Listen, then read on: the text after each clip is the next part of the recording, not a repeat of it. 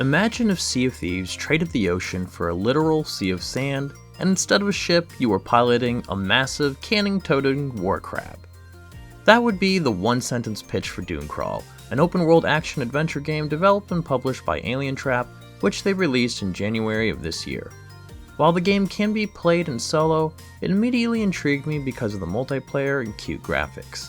It seemed simple to pick up and play, so I decided to give it a go with my 5-year-old daughter. While we didn't finish the game yet, I wanted to share our thoughts on it.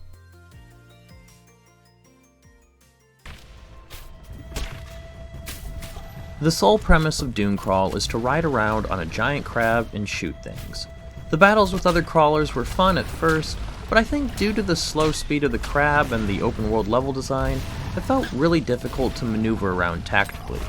Especially if their tower had a shield around it, then it almost felt impossible to engage via crawler versus crawler combat. Or a crab battle, if you will. Crab battle! However, the game does have a wide array of various armor pieces to attach to the crab's many legs. They can do things like providing more protection, but also special effects like increasing stomping damage. Then there's also the different cannonball enhancements.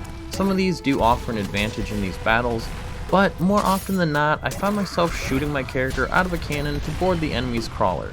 Which that's fun too, but I wish some more care was put into this unique form of ship combat.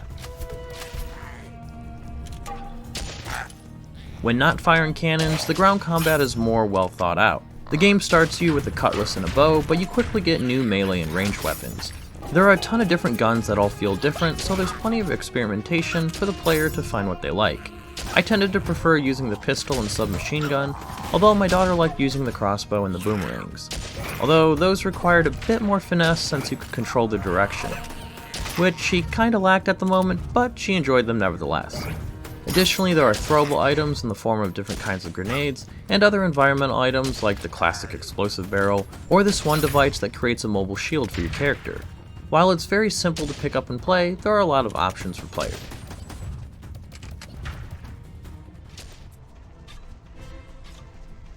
One of the things my daughter liked the most was the open world exploration.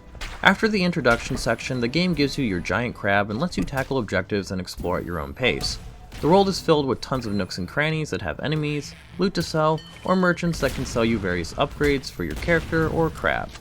The crab upgrades I've mentioned, but the player also has various talismans and armored pieces that can alter their combat. Scattered throughout the world are enemy crawlers and strongholds that need to be destroyed to progress the main quest. In addition to that, there are several side quests that are sprinkled across the many islands to explore. These islands aren't traversable with the crab and have to be explored on foot. Although that's not entirely true, since Dunecrawl also boasts a surprising number of different giant bug mounts. I thought the mounts were neat, but largely unnecessary since the islands weren't that big to necessitate them. Additionally, I felt many of them went down too easily a lot of the time. You could heal them with the green plant that you feed to them, however, I thought it was more hassle than what it was worth a lot of the time. The scorpion mount was pretty cool though. The quests themselves are simple enough as most of them have a player interacting with something to fetch, or defeating an enemy. They might offer a bit more story, but other than the reward, they were kind of forgettable. Our favorite quest was the one where we had to give up our weapons before heading into a scorpion zoo, and then the animals tried to kill us. My daughter assumed it was some sort of trap, and she was probably right. Outside of this, the dungeon areas that we'd go into every now and again were easily some of the better quest designs. These dungeons usually had some sort of Legend of Zelda-like puzzle solving, which offered up something different from other aspects of the game.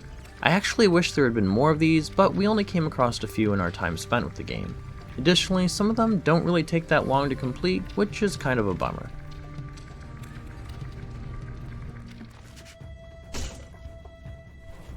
At the end of the day, the game is definitely meant to be played in multiplayer. The crab ship combat alone has a Sea of Thieves inspiration, where having multiple players would really benefit. Having people to man the guns, reload them, heal the crab, and pilot the crab. Technically, you can play this by yourself, and you do have a helpful ghost friend that you can give orders to, but it never really felt the same playing it by myself. Granted, I had originally started the game with my daughter, so maybe that's why. The rest of the game didn't feel that different with or without other players. I'll say that's probably because my 5-year-old doesn't quite have the situational awareness to fight a bunch of enemies on screen at once. So your mileage may differ based on who you're playing with. Additionally, we were playing this game on the easiest difficulty, so take everything I've said with that in mind. We put about 6.5 hours into the game, and probably have well over half of it to go. However, this is primarily due to the fact that my daughter just wanted to ride around without actually progressing the quest, rather than the game having hours and hours of content. Despite this, How Long to Beat states that it is actually around 6 hours, which makes for a fun time. Although, any longer than 6 hours, it would probably start wearing out its welcome.